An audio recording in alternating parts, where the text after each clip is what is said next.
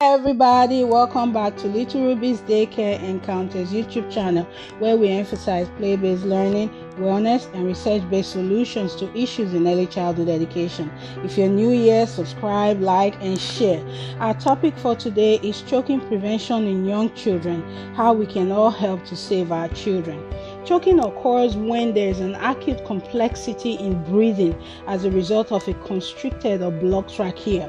For young children, the habit of putting things in the mouth is innate. Many of us have seen the cute ultrasound images of unborn babies sucking on their fingers or toes. When babies are born, we satisfy that sucking or mouthing need by introducing pacifiers, which are eventually weaned off as the child grows. In an October 16, 2020 article on Healthline.com written by Noreen Iftikhar MD titled Baby Mouthing, aka Why Do Babies Put Everything in Their Mouth?, we learned that the mouth and lips of a baby or young child are full of sensory nerves, and that it helps baby determine a variety of textures and tastes like hard, soft, tasty, squishy, cold, etc. Other common reasons young children put things in their mouths, as outlined by the article, are the need to explore the world around them, hunger, teething, self-soothing, and building up the immune system. Unfortunately, as natural as mouthing and sucking are, they can also lead to choking. Here are some articles for you to check out.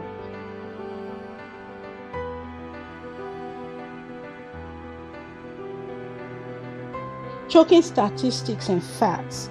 Now, check out these statistics and facts from the New York State Department of Health.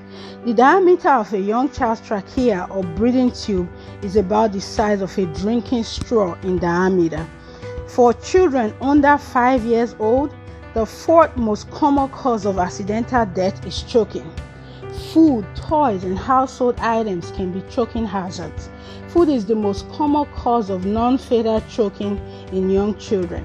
There's at least one child dead from food choking every 5 days in the United States. More than 12,000 children in the United States end up at the emergency room annually due to food choking injuries. Have you noticed that many toys, food, and other household items are voluntarily labeled as choking hazard by manufacturers? Any food is a potential choking hazard. Education on precautions, life-saving procedures, and choking risks are crucial to eliminating catastrophic injuries and fatalities caused by choking.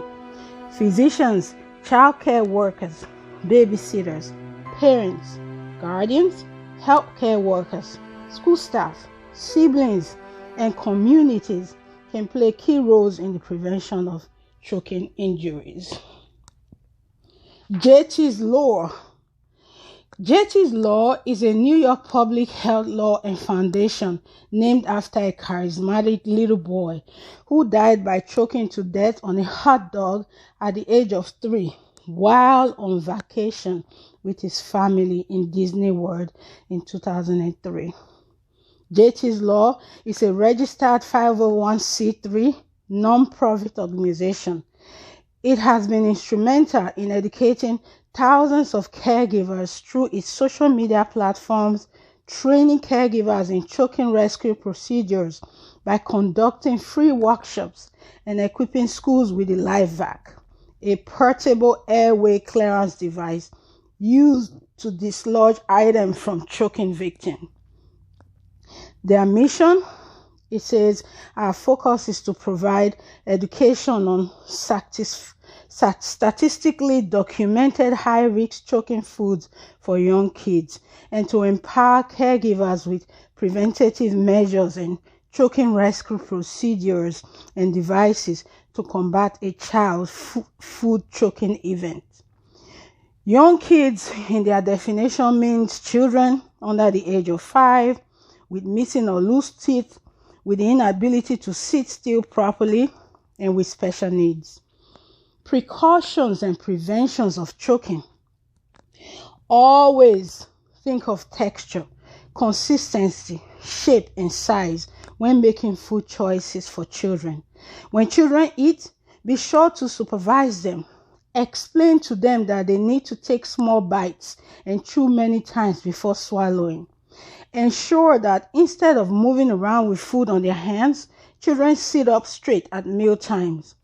Only feed children developmentally appropriate food choices.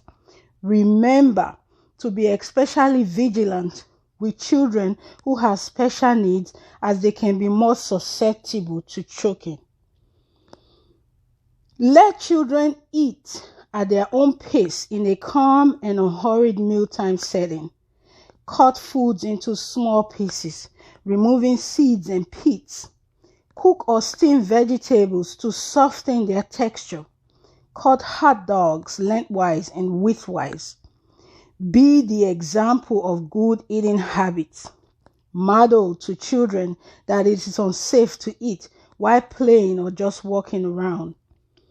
Make lots of liquids available to children when they eat. Remind them not to swallow both solids and liquids simultaneously. Be sure to minimize the use of peanut butter when serving children sandwiches, as it can stick to the roof of a child's mouth and form a glob. Everyone, including young children, should be educated about the dangers and precautions to preventing choking. It is very important to have emergency resources and contacts readily visible and available.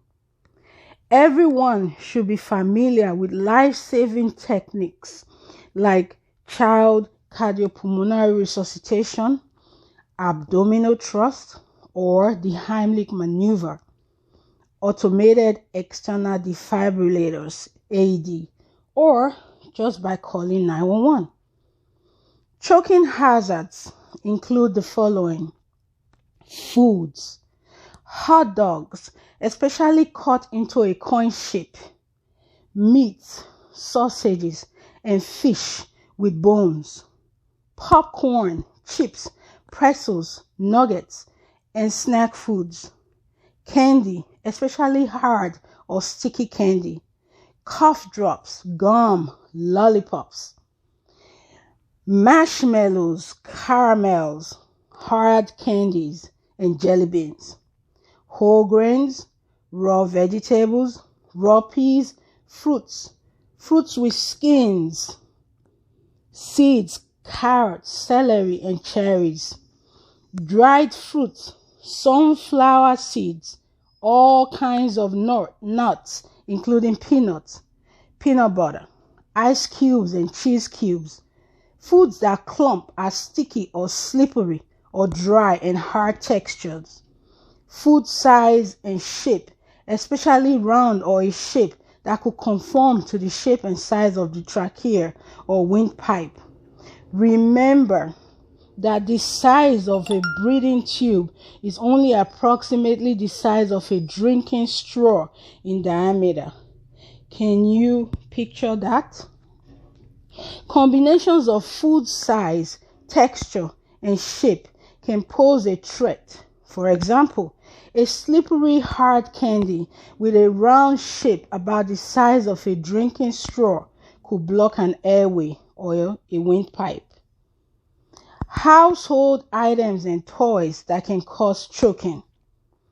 We have latex balloons, coins, marbles, toys with small parts, small balls, pen or marker caps, button, type batteries, medicine, syringes, screws, stuffing from a beanbag chair, rings, earrings, crayons, erasers, staples, safety pins, small stones, tiny figures, holiday decorations, including tinsel or ornaments and lights, any toy or other object that is labeled as a potential choking hazard.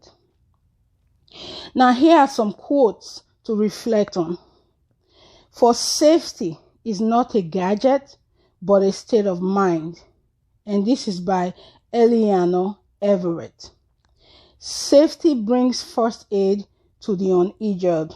And this is by F.S. Hughes.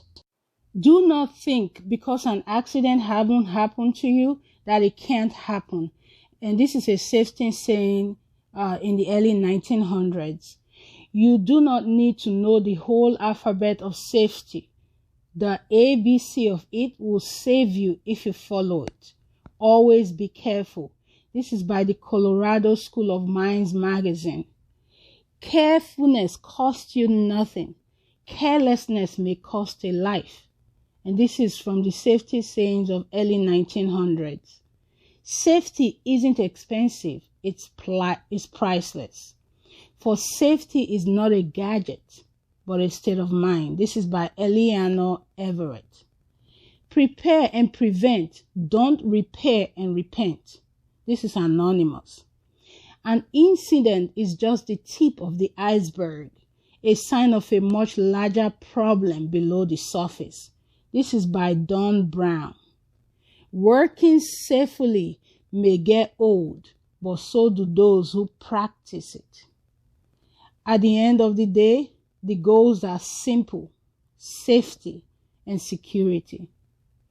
Safety is something that happens between your ears, not something you hold in your hands.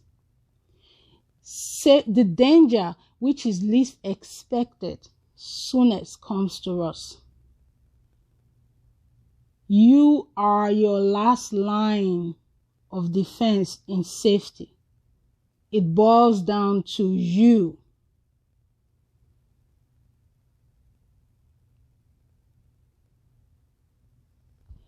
Thank you all for staying tuned and listening to this little presentation about choking hazards.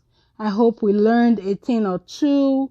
I hope that from going forward, every one of us will take choking very seriously. It's not a joke. It is real. You know, it's happening every day. It's important that we are conscious of it and work consciously to avoid it. Thank you for staying tuned. Please don't forget to leave a comment below. Leave your thoughts. Let's see what you, let's learn about your thoughts. Let's hear your thoughts about choking. You can also give us experiences if this has happened to someone you know, or if this has happened to you, before.